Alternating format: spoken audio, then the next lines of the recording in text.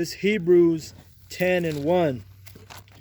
For the law, having a shadow of good things to come, and not the very image of things, can never, with those sacrifices which they offered year by year, continually make comers thereunto perfect. Meaning what? So the law, according to the Levitical priesthood, all the sacrifices that we had to do, it couldn't make us perfect. That's why we had to come every day. When we went off, we had to come bring our sacrifices to the Most High, because that law that we was under that first covenant, we couldn't be perfect by that law. You see? I got a precept with it. You got it. This is Haggai 2:13.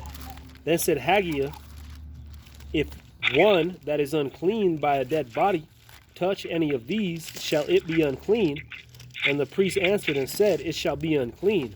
Then answered Haggai and said, so is this people, and so is this nation before me, saith Yahweh. And so is every work in their hands, and that which they offer there is unclean.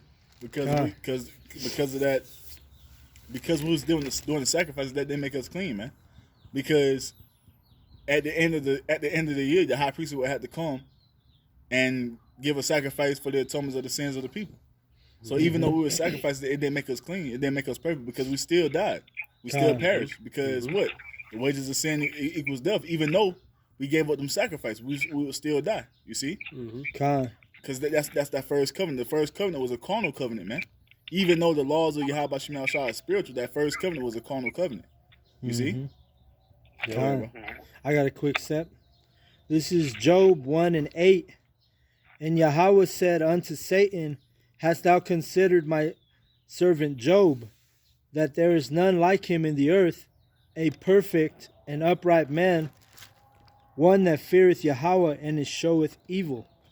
And that's what we do. We eschew evil. We stay away from it.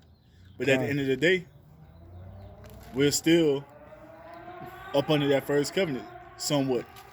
It's been done away with, you know. But those sacrifices that we was making in time past, it didn't make us perfect, you know. And that's why Yahweh Shai had to come, and that's what this chapter is getting into. Hebrews 10 is getting into Yahweh Shai coming and doing with our sins forever, you know. But we're like Job, though. We're perfect in our generation, you know. Because who else is gathering for the Sabbath? Who else is doing the work on the streets, you know? Who else is diligent? So that's a delight for Yahweh to see us gathering together doing these things, you know. And that makes us perfect in this generation, because this generation is wicked as hell, you know. And that's ultimately why Yahweh Shai came, man. To like the brother has said, that first covenant, you know, it was you know, rebound through Yahweh Shai.